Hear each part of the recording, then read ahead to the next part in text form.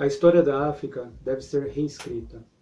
E isso porque, até o presente momento, ela foi mascarada, camuflada e desfigurada pelas forças das circunstâncias, ou seja, pela ignorância e pelo interesse. Olá, eu me chamo Momi. É com essa frase que eu começo o segundo episódio do nosso curso História Geral da África pela Unesco. E no nosso curso de hoje, temos duas perguntas. Como chegou a história africana até nós nos dias atuais? E os árabes? O que tem a ver com essa história toda? Vamos começar? Logo girl, low yang mangalisa. Logo girl, low yang mangalisa. Mangi boni dandane, eya ihleli ngaphansi komthunzi. Low yang mangalisa. A história da África que conhecemos hoje, ela sofreu uma evolução para chegar da forma que chegou até a gente.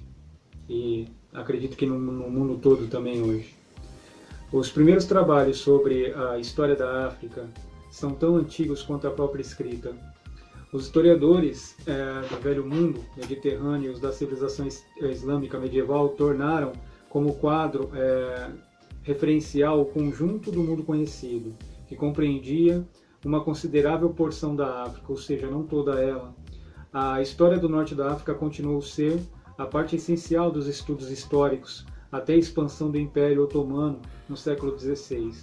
E por que o norte da África? Porque durante muito tempo o Império Romano dominou o norte da África, né, antes do Império Otomano. Futuramente, após as expedições napoleônicas, em 1798 ao Egito, o norte da África tornou-se novamente um campo de estudo que os historiadores não podiam mais deixar de lado.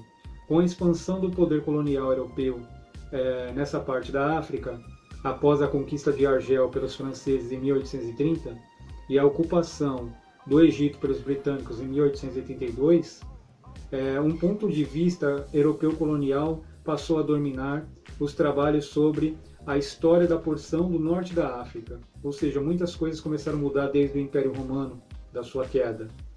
As informações fornecidas pelos antigos autores no que se refere mais particularmente à África Ocidental eram raras e esporádicas. Heródoto, Manetão, Plínio o Velho, Estrabão e outros que descreviam a África em suas viagens, apenas umas poucas viagens até o Saara eles fizeram. E poucas excursões marítimas também ao longo da costa da Atlântida, sendo a autenticidade de alguns dos seus relatos objetos de animadas discussões entre os especialistas. Ou seja, faltavam muitos dados históricos para confirmar a história dessas pessoas, o que elas contavam sobre a África. Os árabes. Devemos muito a eles, porque as histórias eram passadas oralmente, e foi os árabes um dos primeiros a registrar isso. Por isso que muito da história africana, pelo menos do norte dela, e uma parte tropical, foi escrita em árabe. Os autores árabes eles eram bem mais informados, uma vez que em sua época a utilização dos camelos pelos povos do Saara havia facilitado o estabelecimento de um comércio regular com a África Ocidental e a instalação de negociantes no norte africano nas principais cidades do Sudão Ocidental. Com isso, havia muitas histórias a serem relatadas, muitas histórias a serem escritas sobre esse pedaço da África.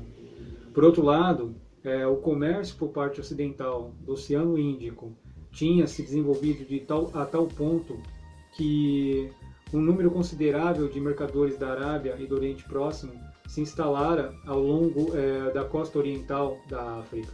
E isso ajuda e contribui para ter mais registros sobre o que acontecia nessa época. Assim, as obras de homens que foram grandes viajantes, como, vou colocar aqui ao lado o nome, porque são tudo nome em árabe, e eu não vou conseguir falar, então vai ficar até feio.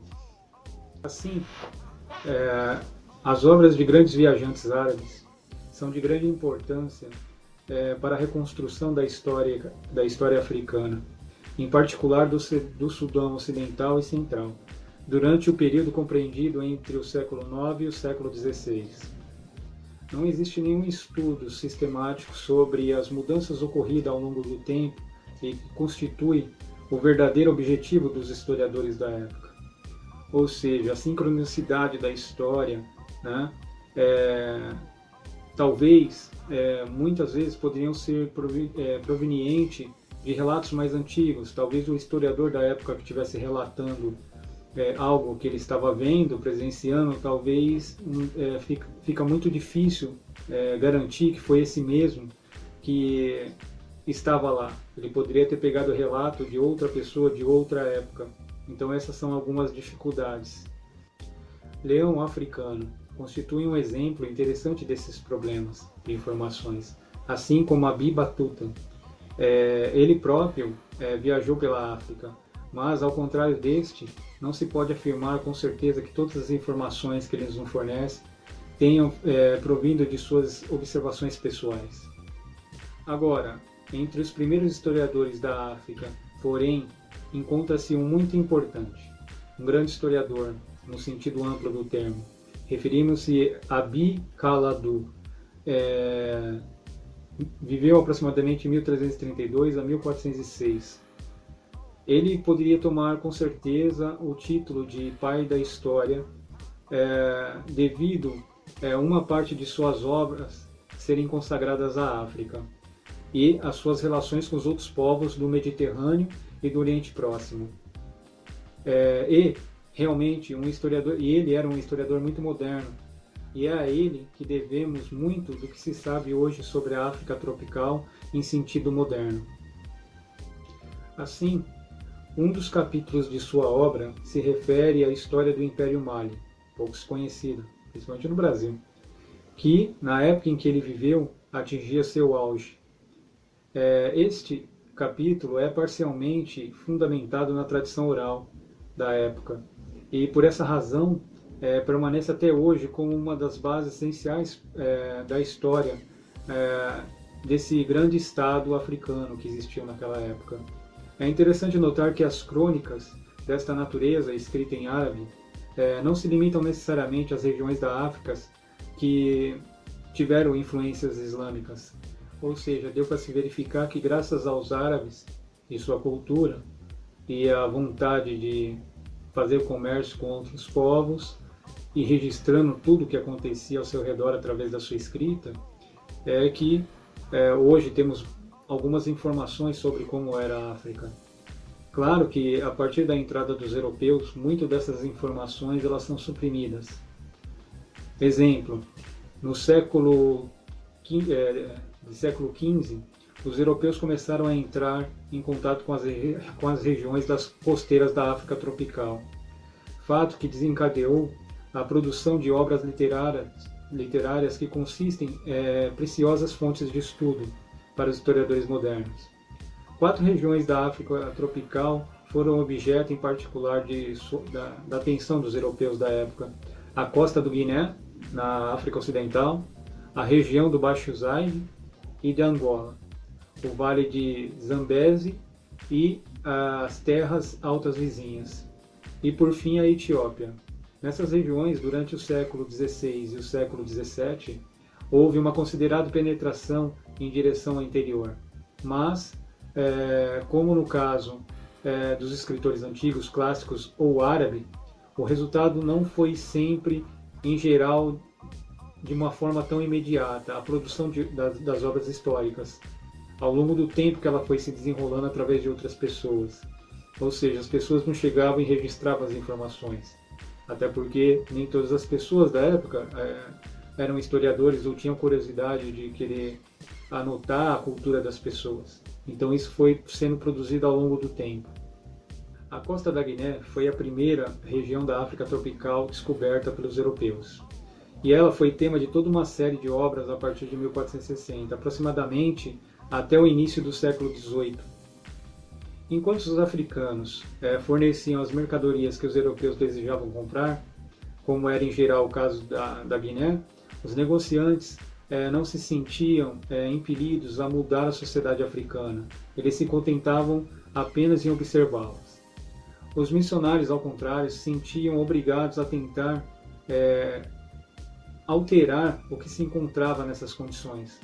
Em um certo grau de conhecimento da história africana, poderia ser útil a eles. No baixo do Vale do Congo e em Angola, assim como no Vale do Zambeze e em suas mediações, os interesses comerciais eram provenientes mais fortes que os das evangelizações. Ocorre, porém, que, em seu conjunto, a sociedade africana tradicional não estava disposta a fornecer aos europeus o que eles desejavam, a não ser que sofresse pressões consideráveis. O resultado é que ela foi obrigada a mudar de modo tão drástico que mesmo os ensaios descritivos facilmente podiam deixar de ser parte históricos. Bom, gente, esse é o final de mais um episódio, do nosso episódio 2, e nessa caminhada de querer conhecer e entender melhor a história dos países africanos.